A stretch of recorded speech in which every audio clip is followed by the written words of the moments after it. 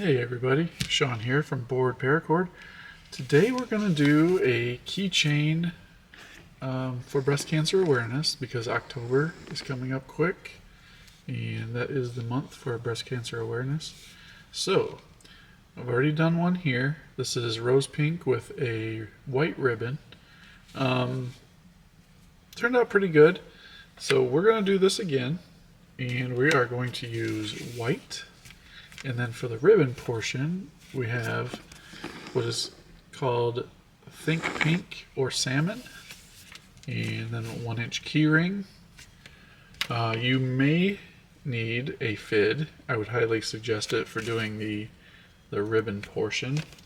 And then a pair of scissors and lighter, all the good stuff. Trying to think if I need anything else. Nope, that's it. So let's go ahead and get started. So we are going to, I have about 3 feet of white here. It's not a whole lot. You can use a scrap piece. It's really good for using scraps. Put the two ends together and find your middle point, which is this loop here. And we want our keyring to be on there. So we're just going to take one of the ends of cord. And I know it's kind of hard to see the white because I have a white background. That's why I always avoid using white in the videos. So there is that. So hopefully you can see it okay. I think you'll be able to. So this is going to become the bottom. And this section here is how long we want to make this. So we want it to be about the same length. So this is where we'll fold our cords. And that's going to tell us kind of how long to make this. So our center point is right here where the keyring is, and we fold these over just like that, and this is going to give us our start. And we're just doing a regular old cobra, Solomon, either one you prefer. And the way that you start this is just like you would do a regular bracelet. You have your 2 inner strands right here, and then you have your working ends, your right and your left. We're going to create a loop on the right, take it over the 2 center strands, off to the left, take your left cord, cross it over the one that came over, so you're taking your left working end, crossing it over, taking it around the back, so instead of going over like we did here, we're going behind, and then bringing the cord through this loop on the right, and tightening everything up. And you want to tighten this so that it doesn't become longer here or shorter here. So you're kind of tightening this, but keeping an eye on the length. So I'm going to use this as my gauge. Just put this right behind, kind of give it a little bit of a pull. And those are pretty close to the same length, so we'll just go ahead and tighten that down right there. Just like that.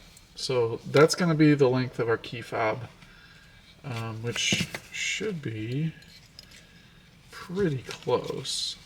Yeah, when it's all said and done, I think we're going to be maybe one pass less, but I think we'll be all right. Now, I'm doing this kind of loosely. Normally when I do my cobras, I do them pretty tight, so they're nice and uniform, but we want this a little loose so that we can get our fid through there. Next thing to do, you're going to take your left cord over your 2 center strands, off to the right, take your right cord over your left, around the back, and through. And this is going to be the same every time. This cord that goes over the top is always going to go over the top, so it's basically just doing this. The one that's in the back is always going to do this in the back. So they're both kind of doing the same thing, it's just one's going on the back and one's going on the front. Alright, so cross over with the one that goes over, off to the left, left cord, over the right cord, around the back, through the loop, pull through, tighten. Now it's on the left side, so we'll take our left cord, create a loop on the left, right cord over top, around the back, through the loop, and we'll do it again. This one doesn't take too long. Once you have this technique, you can base a lot of other bracelet patterns or weaving techniques off of this and do all kinds of creative stuff. Excuse me. For any of you that have been following my move from Georgia to Lansing, it's been a long move. It's been about 6 months now, I think. We're finally getting the storefront put together. We had a lot of behind the scenes work to do before we could even get to that point, but now the storefront is definitely coming together. So you might be able to catch us on Facebook or Instagram or TikTok or Twitter or X now. We're posting all our updates on Paracord on Facebook, Instagram, all that good stuff. So keep an eye out for that. We will be open to the public soon in Lansing, Michigan. There's been a couple customers coming in. One of them is referred to as the Paracord Tiger, so you might know who you are if you're watching this video. I'm pretty sure you do watch the video, so let me know if you hear that. Alright, so we're getting close to the end of how much more we can tie here. So we want to go right up until we can't do another one. So it looks like maybe one more, and then we'll be all set here. I hope I wasn't rambling on too much about that, but I think you should have been able to, from the earlier portion here, understand what's going on here. Now, one thing that I do like to do is finish my Solomon on one side, and hopefully we can get this. So once I have my last one tied, I know it's really hard with the white. Hopefully it shows up. One thing I like to do is loosen up this side here where the cord is going through, and then take your left side and just run it through that loop there. The right cord, this one here and this one, are both going through the same place. This is the one that tightens this one, tightens this hump here. So whichever side came from the left and goes through, that's the one that's going to tighten this. So you want to tighten that first, get that nice and tight, and then you can pull your slack through on this side like that. Once you have that, then you don't have, like a burned, you don't have a burned section on this side, so this will be our front. So I'm going to go ahead and back up just a little. I'm going to go ahead and cut this here, and you want to cut this really close to what you're working on. So cut that there, toss those away, and then with a torch lighter, regular lighter, either one works. You just want to melt this just enough. And if I had a smoothing tool, I would use that too, but this works really well. Gives it a nice little texture. These are called tightening tools. You can get those on the website.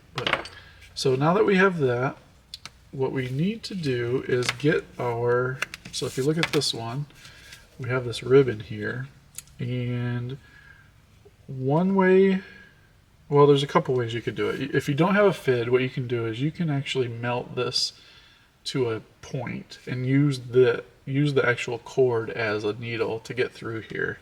But because I have a fid sitting right here, I'm going to go ahead and use it. But it's great because you can screw the cord right into the fid. It's got threads on the inside. So we need to start from the back side, and according to this, we went up 1, 2 from the end, so 1, 2, and then we came in through right here. You can see right there. So we count 1 hump, 2 hump, and then in between the second and third, that's the loop you want to come in through. And that's from the back. Now from here, you're going to count 5. I know these are hard to see. You're going to count 5 horizontal lines. So from where you came in. So if you take this completely across, you want to count from there. So this is 1, 2, 3, 4, and this one is 5. This is the one you need to go down through. So from the right side and down, you want to go through that one. Pull that through. Now, this think pink color really pops on the white background. It's really hard to see this color, how bright it is. And I don't know if I can help with the lighting or not, but this think pink color is really bright for this, especially with the white paracord. I don't mind it going over top like this, over top of this piece here. Oops, sorry, I was out of camera. I don't mind if the ribbon goes over top of this piece here, but I prefer it to go under like this. Get that twist out of there. So we'll get that up there, get that a little tighter, and then we're going down through the one that's directly across. So we're just going to take our fid now, go through here, just like that. Make sure our little ribbons look okay, just like that. And then it's just a matter, we'll get the fid off of here, finish this up by snipping the ends just like we did with the white before. Cut it close like that. Cut it real close like that. See, it's not very far off of the actual the weave. And then just quickly hit it with the lighter and use this to roll over it. Gives it a nice texture that looks similar to paracord. Oh, and a shout out to Weavers of Eternity, Tim over there. This is a design that he came up with for this. I always like to try and do something for October, but I was running out of ideas, so I had to kind of steal one of his ideas real quick. But there you have it. It's so hard to... Pink is the hardest color to photograph, especially if you get towards the neon colors. But I hope that made sense, and I hope you like it. We will be running a special on our pinks starting tomorrow. So if you haven't already, get over to our website, boardparacord.com. Sign up for our newsletter, because that's where all of our sales, all of our new colors, and all of the ongoing things, all of the happenings are at. We send out an email once a week with sales in it. So be sure to do that. boardparacord.com newsletter. And I hope you really like this. Please, just fumbling over my words. Please subscribe if you haven't already and you like my content. And until next time, paracord on.